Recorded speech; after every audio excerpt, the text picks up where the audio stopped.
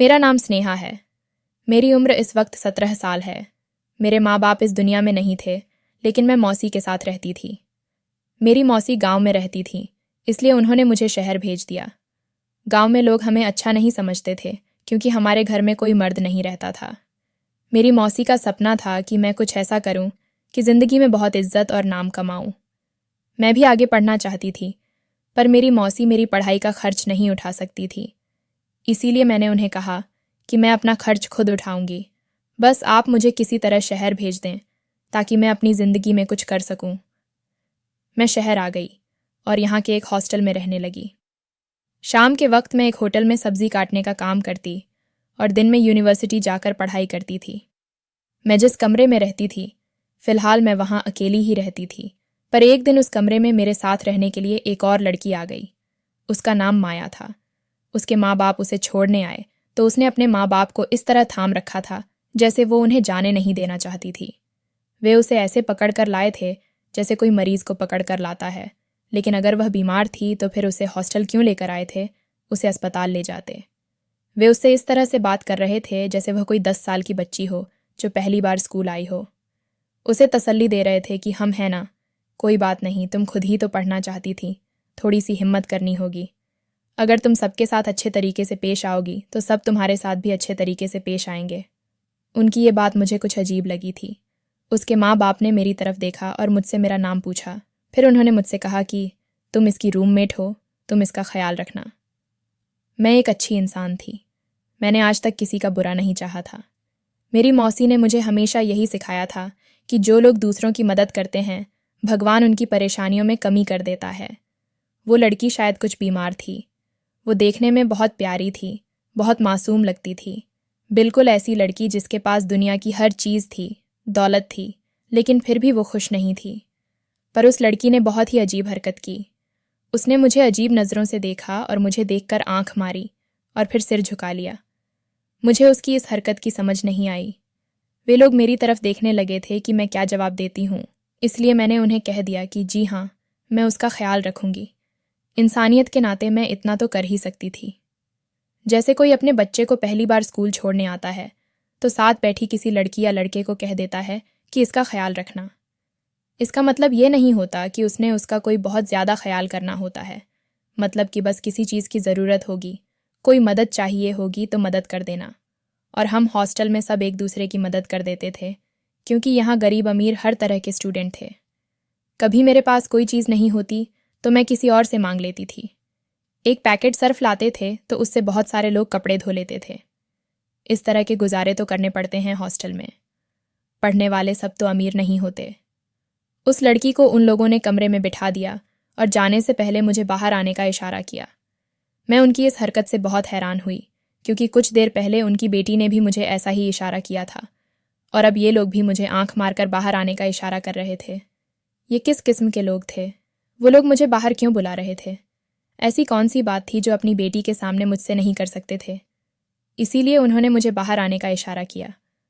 मैं उनका इशारा समझ गई और जब वे वहाँ से चले गए तो 2 मिनट बाद मैं भी बाहर निकल गई। मैं बाहर आई और कहा, क्या बात है? वो कहने लगे, बेटा, बात बहुत ज़रूरी है। इस दुनिया में सब लोग एक जैसे तो नहीं हैं। कुछ लोगों को दूसरों की मदद की ज़रूरत थोड़ी ज़्यादा होती है और अब हम लोग उसे यहाँ छोड़कर जा रहे हैं।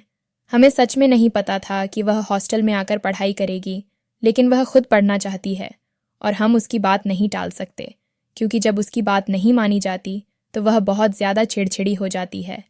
तो हम यह कहना चाहते हैं कि तुम माया का ख्याल रखना और इसके बदले हम तुम्हें पैसे दे देंगे। मैं हैरान हो गई कि ये किस किस्म के लोग हैं। अमीरों का यही दिक्कत है कि वे समझते हैं कि हर चीज़ पैसे से खरीदी जा सकती है। मैंने कहा कि नहीं, इसकी कोई ज़रूरत नहीं है, मुझे पैसे नहीं चाहिए। उन लोगों ने मुझसे पूछा, बेटी तुम बहुत अच्छी हो, तुम्हारे पापा क्या करते हैं? मैंने कहा, मेरे मम्मी पापा इस दुनिया में नहीं हैं। मुझे मेरी मौसी ने पाल पोस कर बड़ा किया। वह गांव में रहती हैं और मैं यहाँ पर काम करती हूँ और पढ़ाई करती हूँ। मैंने बस उनको इतना बताया। मुझे नहीं पता था कि उनके इरादे क्या हैं। वे मुझे धन्यवाद कहकर वहाँ से चले गए। मैंने फिर भी उनको कह दिया कि मैं आपकी बेटी का ख्याल करूँगी। लेकिन शाम तक मुझे यह पता चला कि वो मेरी यूनिवर्सिटी और हॉस्टल की अगले पूरे साल की फ़ीस देकर चले गए हैं। मेरे पास उनका कोई नंबर भी नहीं था कि मैं उनसे संपर्क करती, और उन्होंने यह बात माया से नहीं की, क्योंकि उसके माँ बाप ने कहा था कि यह बात हमारी बेटी को न बताना कि हमने तुम्हें पैसे देने की बात की है, वरना हमारी बेटी बहुत नाराज़ हो जाएगी। वह बहुत ज़िद्दी है। अब मुझ पर यह जिम्मेदारी भी थी कि मैं उनकी बेटी का बहुत ख्याल रखती, क्योंकि यह एक तरह से मेरी नौकरी बन गई थी, जिसकी पगार मुझे एडवांस में ही दे दी गई थी। पर माया से बात करना भी एक मुश्किल काम से कम नहीं था। वह हर वक्त डरी सहमी रहती थी, किसी से नज़र भी नहीं मिलाती थी, बस नीचे ही देखती रहती थी। मैं उससे बात करने की कोशिश करती तो वह मुझसे भी डर जाती थी, पर अगर वह इसी तरह पेश आती रहती तो यूनिवर्सिटी में तो उसका मजाक बन जाना था। मैंने किसी तरह उससे बात करने की कोशिश की और वह कुछ सामान्य हुई। अब वह मुझसे किसी हद तक मानूस हो गई थी। मैं उसका ख्याल रखती थी, उससे बात करने की कोशिश करती थी। अब वह भी मुझसे बातें किया करती थी। इसका मतलब कि यह लड़की बहुत ज़्यादा बीमार हो चुकी थी और इसके अंदर बिल्कुल भी आत्मविश्वास नहीं था। ऐसे में तो इसे वाकई मेरी ज़रूरत थी। इसलिए उसके माँ बाप ने इतने सारे पैसे दे दिए थे, क्योंकि उनको पता था कि इससे तो कोई दोस्त भी नहीं बनाया जाएगा, और यूनिवर्सिटी में दोस्त बहुत ज़्यादा ज़रूरी होते हैं। दोस्तों के बगैर ये वक्त नहीं गुजरता। फिर यहाँ पर रहने का भी रिवाज था। जब मुझे इतने पैसे दे दिए गए थे तो मैं ये काम क्यों न करती। मैंने सब्जी काटने का काम छोड़ दिया, क्योंकि अगले 1 साल तक मुझे फ़ीस का कोई दिक्कत नहीं था। खाना बिना भी हॉस्टल से हो जाता था, रहना सहना भी। और रही बात जेब खर्च की, तो थोड़े बहुत पैसे तो मेरे पास थे, और इतना तो मुझे मेरी मौसी भी भेज देती थी, लेकिन वह मेरी फ़ीस और हॉस्टल का खर्च नहीं दे सकती थी। वह भी क्या करती, मेरे लिए उन्होंने किसी से शादी नहीं की। मेरे माँ बाप मुझे उनके हवाले करके चले गए। उनका एहसान तो मैं वैसे ही नहीं भूल सकती थी। मेरा माया से थोड़ी बहुत दोस्ती हो गई थी। जब उसने मुझसे कुछ बातें करनी शुरू की तो मैंने उससे पूछा कि तुमने मुझे देखकर आंख क्यों मारी थी, क्या तुम मुझे कुछ बताना चाहती थी? तो उसने कहा कि नहीं, मैं तुम्हें चेक कर रही थी। मुझे लोगों को चेक करने की आदत है, क्योंकि अक्सर लोग मुझे धोखा देकर मुझे छोड़ के चले जाते हैं। मैं तुम्हें चेक कर रही थी, और तुम्हें तो पता है हॉस्टल की लड़कियां कैसी होती हैं, उनका तो कोई किरदार भी नहीं होता। इसकी यह बात सुनकर मुझे थोड़ा गुस्सा आया, क्योंकि मैं भी काफ़ी अरसे से हॉस्टल में रह रही थी। लेकिन फिर मैंने सोचा कि यह मानसिक तौर पर सामान्य नहीं है, इसलिए इसकी ऐसी बातों पर गुस्सा नहीं होना चाहिए। उसे क्या पता हॉस्टल की लड़कियों के बारे में। हॉस्टल की लड़कियां बेचारी मजबूर होती हैं, अपने घर से दूर आकर पढ़ाई करती हैं, क्योंकि उनके आसपास अच्छे स्कूल, कॉलेज या यूनिवर्सिटी नहीं होती। इसका मतलब यह तो नहीं कि वे बुरी लड़कियां होती हैं। यूं तो माया मुझसे भी बहुत सोच समझकर बात करती, पर एक दिन उसकी एक हरकत देखकर मैं हैरान रह गई। एक दिन यूनिवर्सिटी में एक लड़की ने मेरे बालों का मजाक बनाया। मैंने उसे नज़रअंदाज कर दिया, क्योंकि मुझे किसी से झगड़ा नहीं करना था। पर माया रुककर उस लड़की को घूरने लगी। वह उसे ऐसे घूर रही थी जैसे उसे खा जाएगी। मैंने माया का हाथ पकड़ा और उसे कहा, चलो यहाँ से। तो वह जाते जाते भी उस लड़की को घूर रही थी। आज मैंने माया का दूसरा रूप देखा था। कहाँ तो वह मुझे देखती भी नहीं थी, बात करते हुए भी नज़रें नहीं मिला पाती थीं। उसका आई कांटेक्ट खराब था, और कहाँ वह उस लड़की को ऐसे घूर रही थी कि जैसे उसे खा जाएगी। यह क्या बात थी? हैरान मैं तब हुई जब 2 दिन बाद वह लड़की यूनिवर्सिटी आई। उसके माथे पर एक ज़ख्म का निशान था। बहुत गहरा ज़ख्म था, जैसे किसी ने उसे किसी भारी चीज़ से मुंह पर मारा हो। मैंने उसे दूर से देखा तो वह मेरी तरफ नहीं देख रही थी, और माया की तरफ ऐसे देख रही थी जैसे उससे डर रही हो। मैं मौका देखकर उस लड़की के पास गई और पूछा कि तुम्हारे साथ क्या हुआ है, तो वह ऐसे डर गई जैसे मैंने उसे मारने की बात कर दी हो। वह वहाँ से बाहर चली गई। मैं हैरान थी कि यह मुझसे क्यों डर रही थी, जबकि कल तक तो यह सबके सामने मेरा मजाक बना रही थी और आज मुझसे डर रही थी, जबकि मैंने तो कुछ किया भी नहीं था। मैं और माया साथ खुश थे। हम ढेर सारी बातें करते और दिन भर साथ रहते। ये सिलसिला यूं ही चलने लगा। मेरी और उसकी दोस्ती बहुत गहरी हो गई।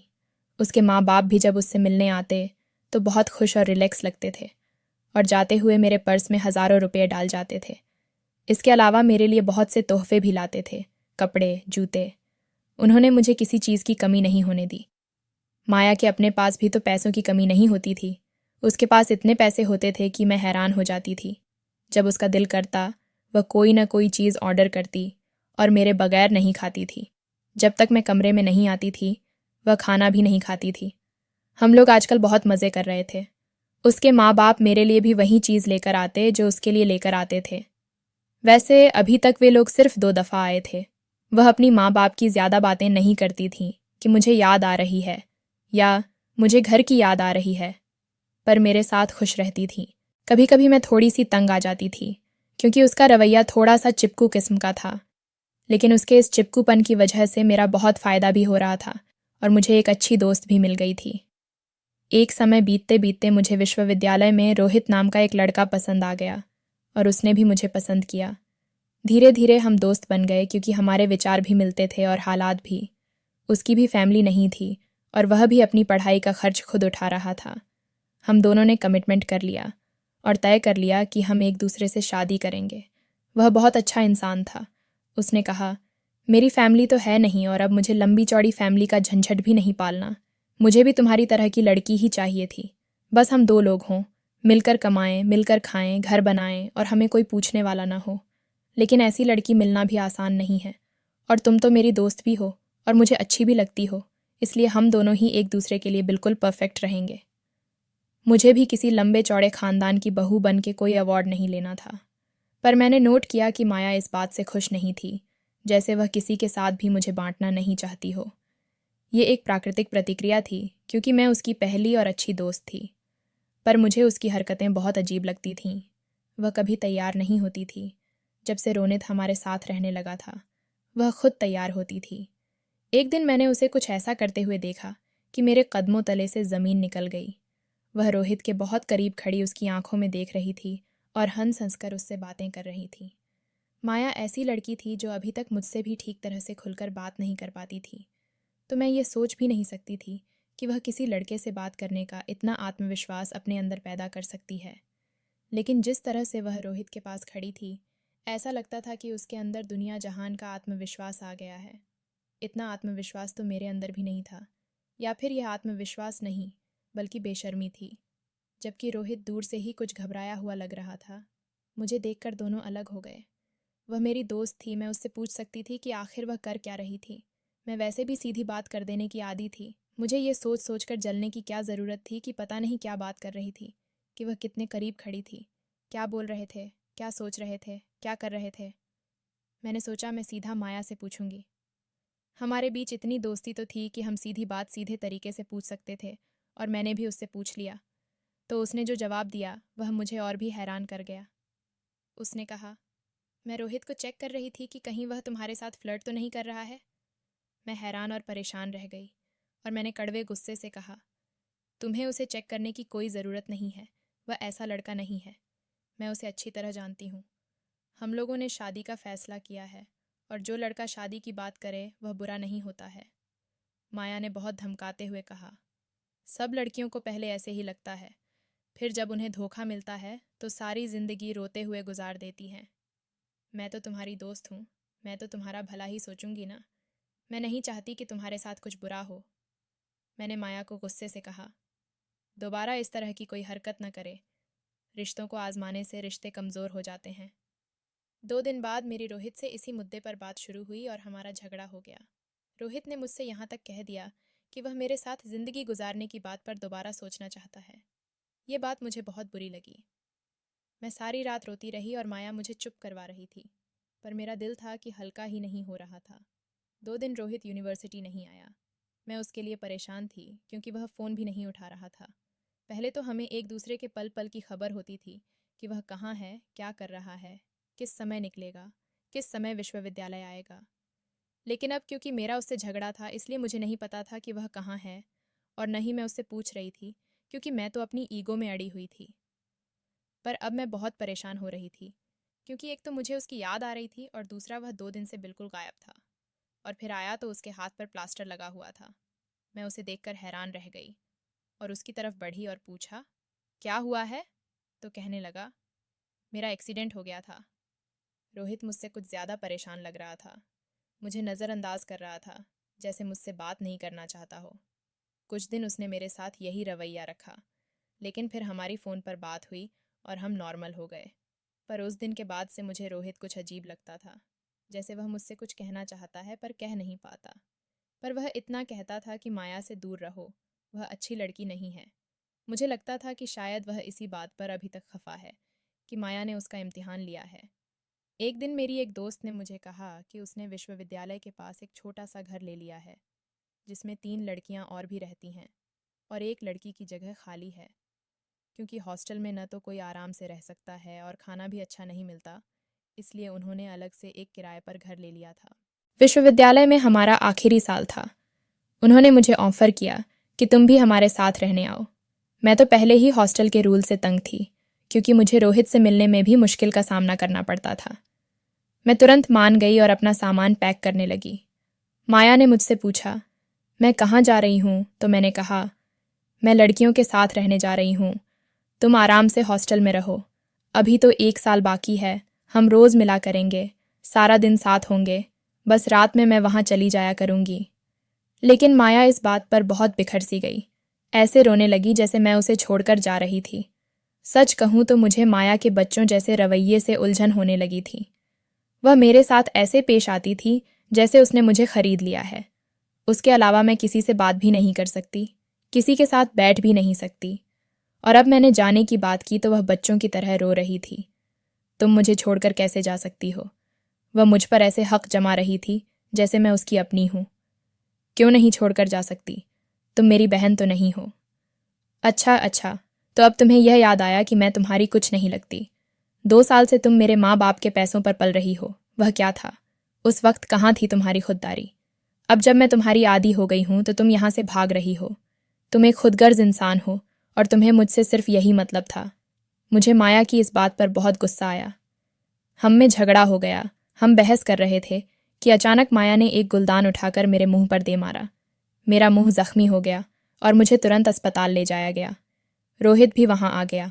मैं 2 दिन अस्पताल में रही। माया तीसरे दिन वहां आई। उसकी हालत बहुत बुरी थी। छोटे बच्चों की तरह रो रही थी और मेरे कदमों में गिरकर मुझसे माफ़ी मांगने लगी कि यह मैंने जानबूझकर नहीं किया। मुझसे गलती हो गई। मुझे माफ़ कर दो। उसके माँ बाप ने मुझे एक दिन कहा था कि उसको एंगर इशू है। गुस्सा हर दूसरे बंदे को है। इसका मतलब यह तो नहीं है कि वह मुझे इस तरह से नुकसान पहुंचाएगी। और अब तो रोहित भी मुझे कभी उसके साथ नहीं रहने देगा। क्यों रहने देता? वह मुझे उसके साथ। मैं उसकी होने वाली पत्नी थी। उसे अभी से ही मेरी बहुत फिक्र थी। मैंने उसे माफ़ कर दिया। फिर यह कहा कि आज के बाद हम कभी नहीं मिलेंगे। आज से हम दोनों के रास्ते अलग हैं और मैं तुम्हें सिर्फ भगवान के लिए माफ़ कर रही हूँ। हमारे पेपर हो गए।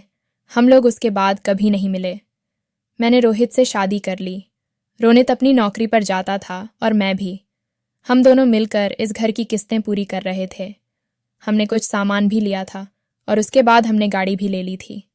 हमारी ज़िंदगी का प्लान बिल्कुल सीधा था कि मिलजुल कर अपना सब कुछ बना लेंगे और उसके बाद आराम से अपनी ज़िंदगी गुजारेंगे। 4 साल गुजर गए। हमने इन 4 सालों में अपना घर भी बना लिया और गाड़ी भी। यहाँ तक कि हमारी नौकरियाँ भी अच्छी जगह लग गई थीं। मैं रोहित के साथ बहुत खुश थी। मेरा फैसला बिल्कुल ठीक था। वह बहुत अच्छा इंसान था और एक अच्छा पति बनने के काबिल था, और उसने बखूबी साबित किया कि वह एक अच्छा पति था। मेरा काम ऐसा था कि हफ्ते में 3 दिन ही मत रोक रहती थी, तो फिर बाकी दिन मैं घर को संभालती थी और घर के काम करती थी, और 3 दिन का खाना और कपड़े से एक साथ करके फिर मैं अपने काम पर चली जाती थी। मुझे अपनी ज़िंदगी से बहुत प्यार था, अपने पति से बहुत प्रेम था और सब कुछ बिल्कुल ठीक था। एक दिन मेरे घर के दरवाजे पर दस्तक हुई। रोहित ऑफिस जा चुका था, जबकि आज मेरी छुट्टी थी। मुझे मेरी तबीयत कुछ ठीक नहीं लग रही थी। मैंने दरवाज़ा खोला तो उसे सामने खड़ा देखकर हैरान रह गई। वह माया थी। उसकी हालत बहुत बुरी थी। उसने पुराने से कपड़े पहन रखे थे, चेहरे पर कुछ खरोंचों के निशान थे और बाल बिखरे हुए थे। ऐसा लग नहीं रहा था कि ये वही पहले वाली माया है। वह बुरी तरह रो रही थी। रोते रोते वह मेरे कदमों में गिर गई। कहने लगी कि मेरा बहुत बुरा हाल है। मैंने 4 दिन से कुछ खाया भी नहीं है। भगवान के लिए मेरी मदद करो। कभी हम एक दूसरे के अच्छे दोस्त थे। तुम्हें इस दोस्ती और अच्छे दिनों का वास्ता है, मेरी मदद करो। सच कहूँ तो मुझे उसकी हालत पर बहुत तरस आ रहा था। उसने मेरे साथ जो कुछ भी किया हो, लेकिन मैं उसके जैसी नहीं थी। मेरे बाप ने मुझे लोगों की मदद करना सिखाया था। मैंने उससे कहा कि मैं तुम्हारी मदद करूँगी, तुम परेशान न हो। रोहित आ जाए तो उससे भी बात करूँगी और हम दोनों देखेंगे कि हम तुम्हारे लिए क्या कर सकते हैं। रोहित ने मुझे कॉल की थी कि वह ऑफिस के काम से शहर से बाहर जा रहा है और रात में नहीं आएगा। मैंने उस माया के बारे में नहीं बताया, क्योंकि अगर मैं रोहित को फ़ोन पर माया के बारे में बताती तो उसका नाम सुनकर ही वह गुस्से में आ जाता कि इस औरत को तुमने घर में ही क्यों दाखिल होने दिया। लेकिन जब वह उसकी हालत देखता तो उसका दिल भी पिघल जाता। हम सब कभी बहुत अच्छे दोस्त थे। इतने सालों बाद अगर अपना कोई दुश्मन भी नज़र आए तो इंसान उससे भी हेलो हाय करने चला ही जाता है। और हम सबको एक ही बैठक में और फिर माया के साथ मेरी सिर्फ एक ही बुरी याद थी, बाकी सारी यादें बहुत अच्छी थीं। उसने कभी अपनी कोई चीज़ मुझसे नहीं छुपाई थी। मेरी शॉपिंग भी करती थी, मेरे खाने पीने का ख्याल भी रखती थी। उसने पैसों के मामले में तो कभी भी ऐसे नहीं किया कि जैसे मुझसे छुपाए हों या मुझ पर कर्ज माफिया हो। एक तरफ से देखा जाए तो उसके मुंह पर ज़्यादा एहसान थे और मेरे कम। और अगर ऐसे कोई मेरे दरवाजे पर आकर खाना मांगता और कहता कि मैं 4 दिन से भूखा हूँ, तो मैं उसे भी खाना खिला देती। रोहित की यही आदत मुझे पसंद थी। वह दिल का बहुत अच्छा इंसान था। वह मेरी तरह ही मददगार और सभी की सहायता करना पसंद करता था। इसलिए मैंने सोचा कि जब वह घर आ जाएगा तो मैं भी उसे माया के बारे में बता दूंगी। मैंने माया को खाना खिलाया और अपने कपड़े दिए। मैंने उससे पूछा कि आखिर उसके साथ हुआ क्या है, लेकिन उसने कहा कि वह आराम करना चाहती है। मैंने उसे अपने कमरे में भेज दिया और पूछा, तुम्हें किसी चीज़ की ज़रूरत तो नहीं है? उसने कहा, मुझे तुमसे एक बात बतानी है। मैंने कहा, माया, बताओ क्या बात है, मैं तुम्हारी बात सुन रही हूँ। उसने कहा, अगर मैंने तुम्हें यह बात बताई तो तुम्हारा हंसता खेलता घर बर्बाद हो जाएगा, लेकिन अगर नहीं बताई तो तुम्हारी ज़िंदगी बर्बाद हो जाएगी। मैंने उससे कहा, ऐसी कौन सी बात है जो मुझे जाननी चाहिए? सच सच बताओ, क्या कहना चाहती हो? मैंने तुम्हें कई सालों से देखा भी नहीं, फिर तुम कैसी बातें कर रही हो? उसने कहा, यह बात तुम्हारे पति रोहित के बारे में है। वह अच्छा इंसान नहीं है, उसका किरदार गलत है। मुझे उसकी बात पर तुरंत गुस्सा आ गया। मैंने कहा, मैं अपने पति के खिलाफ एक शब्द भी बर्दाश्त नहीं करूंगी। तुम मेरे पति पर इल्ज़ाम लगा रही हो। उसने कहा, मैं तुम्हारे पति पर इल्ज़ाम नहीं लगा रही। तुम्हें याद है, मैंने कॉलेज में उसे चेक करने की कोशिश की थी। वह एक बेहद दिलफेंक किस्म का इंसान है। उसका मेरे साथ चक्कर चल रहा है और मैं उसके बच्चे की माँ बनने वाली हूँ। उसका इतना कहना था कि मेरे कदमों तले से ज़मीन खिसक गई। मैंने कहा, ऐसा नहीं हो सकता। मैं उसकी बात को झुठला रही थी, लेकिन मेरा दिल भी बैठ गया था। उसने कहा, ऐसा ही है, तुम उसे बुला लो, बाकी बातें उसके सामने होंगी। मैंने कहा, मेरे घर से निकल जाओ। उसने कहा, तुम मुझे अपने घर से निकाल दोगी, लेकिन अपने पति की ज़िंदगी से कैसे निकालोगी? देखो, बात को समझो, हमें सबको बैठकर बात करने की ज़रूरत है। तुम उसे बुलाओ, मैं उससे बात करने के लिए ही यहाँ आई हूँ। मेरी हालत बहुत बुरी है। वह बोल रही थी कि तभी मेरे मोबाइल की रिंग बजी। मैंने कहा, तुम चुपचाप सो जाओ, हम बाद में बात करेंगे। मुझे अपने पति पर पूरा भरोसा था, इसीलिए मैंने माया के सामने ये जाहिर नहीं किया, लेकिन मैं बहुत ज़्यादा परेशान हो गई थी। मेरे दिमाग में बुरे ख्याल आ रहे थे। रात का वक्त था जब मुझे किसी की कॉल आई। वो आवाज़ जानी पहचानी थी। ये माया के पिता की कॉल थी। उनकी बात सुनकर मेरे पैरों तले से ज़मीन निकल गई। हाथ पैर कांपने लगे और दिल की धड़कनें कानों में गूंजने लगीं। उन्होंने बताया कि माया कोई आम लड़की नहीं है, वह मानसिक रूप से बीमार है। हम उसके माँ बाप नहीं हैं, बल्कि उसके घर के देखभाल करने वाले नौकर थे। उसने अपने असली माँ बाप को खुद मार डाला था और हमें भी ब्लैकमेल कर रही थी। हमारा बेटा उसके पास है। तुम्हारी कॉलेज में जिस लड़की से लड़ाई हुई थी, उस लड़की को भी माया ने मारा था, और तुम्हारे मंगेतर का एक्सीडेंट भी माया ने करवाया था। वह तुम्हें 4 साल से तलाश कर रही है, क्योंकि वह तुमसे बदला लेना चाहती है। कल हमने उसे उस घर से जाते हुए देखा है, और जाते जाते वह अपने साथ मालिक का पिस्तौल भी ले गई है। वह यकीनन तुम्हारे पास ही आ रही है, क्योंकि उसे कहीं से तुम्हारा पता मिल गया है। अगर तुम अपने घर में हो तो अपने घर से कहीं चली जाओ और अपने पति को ये सब बताओ और जाकर पुलिस से संपर्क करो। ये सब सुनकर मैं डर गई। मेरे पैर हाथ कांपने लगे। मैंने तुरंत रोहित को कॉल की, पर वह कॉल नहीं उठा रहा था। मैं बहुत डर गई थी और बार बार उसका नंबर मिलाती रही। अचानक किसी ने मेरे सिर पर बहुत ज़ोर से वार किया। मुझे याद नहीं कि मैं कहाँ थी। जब मेरी आंख खुली तो सुबह हो रही थी और मैं एक कुर्सी पर रस्सी से बंधी हुई थी। माया मेरे सामने खड़ी थी। उसकी हालत किसी पागल जैसी लग रही थी। मुझे समझ आ गया था कि मैं बड़ी मुसीबत में फंस गई हूँ। मुझे दरवाज़ा नहीं खोलना चाहिए था और उसे अंदर नहीं बुलाना चाहिए था। काश जानने वालों ने मुझे पहले ही बता दिया होता कि यह मासूम नज़र आने वाली लड़की एक क्रिमिनल थी। और रोहित ने यह कहा था कि वह रात को घर भी नहीं आएगा, यानी मुझे बचाने वाला कोई भी नहीं था। उसने अपने सारे गुनाह कबूल कर लिए। उसने कहा, हाँ, मैंने यह सब किया था। याद है उस लड़की ने तुम्हारे साथ क्या किया था, इसलिए मैंने बदला लेने के लिए यह सब किया। रोहित को भी इसलिए चेक कर रही थी कि कल को तुम्हारे साथ कुछ बुरा ना हो। जो भी हमारी दोस्ती के रास्ते में आता, मैं उसे ऐसा ही सबक सिखाती। लेकिन तुमने ही क्या किया? जब मुझे तुम्हारे साथ रहने की आदत हो गई तो तुमने मुझे छोड़कर जाने का प्लान बना लिया, वह भी थोड़े से पैसे बचाने के लिए। अगर तुम्हें पैसे चाहिए थे तो मुझसे कहती, मैं कुछ भी करती। तुम मुझे बुरा समझती हो ना कि मैं अच्छी लड़की नहीं हूँ, लेकिन मैंने वह सब तुम्हारे लिए किया था और तुमने मुझे धोखा दिया। मैंने तुम्हें अपनी बहन समझा और तुमने बदले में मेरे साथ क्या किया? तुम मुझे छोड़कर उस लड़के के साथ चली गई, अपनी ज़िंदगी बसा ली, यह भी नहीं सोचा कि मेरा क्या होगा। मैं बहुत डरी हुई थी। वह एक खूनी थी और वह मेरे साथ कुछ भी कर सकती थी। रोहित घर से बाहर था और मैं कुछ कर भी नहीं सकती थी। माया ने मुझे कहा, मैं तुम्हें अपनी अच्छी दोस्त समझती थी, पर तुम मेरी दोस्ती के काबिल नहीं हो। उसने पिस्तौल मेरी तरफ तान दी और मैंने प्रार्थना करनी शुरू की कि भगवान मुझे बचा ले। करीब था कि वह गोली चला देती कि तभी मोबाइल बजा। उसने मोबाइल को स्पीकर पर किया तो दूसरी तरफ मेरी डॉक्टर थी। उसके पास मैं 3 दिन पहले चेकअप के लिए गई थी। वह मुझे खुशी से यह बता रही थी कि मैं उम्मीद से हूँ। लेकिन मैंने जब कोई जवाब नहीं दिया तो उसने कॉल बंद कर दी। शायद आवाज़ नहीं आ रही थी।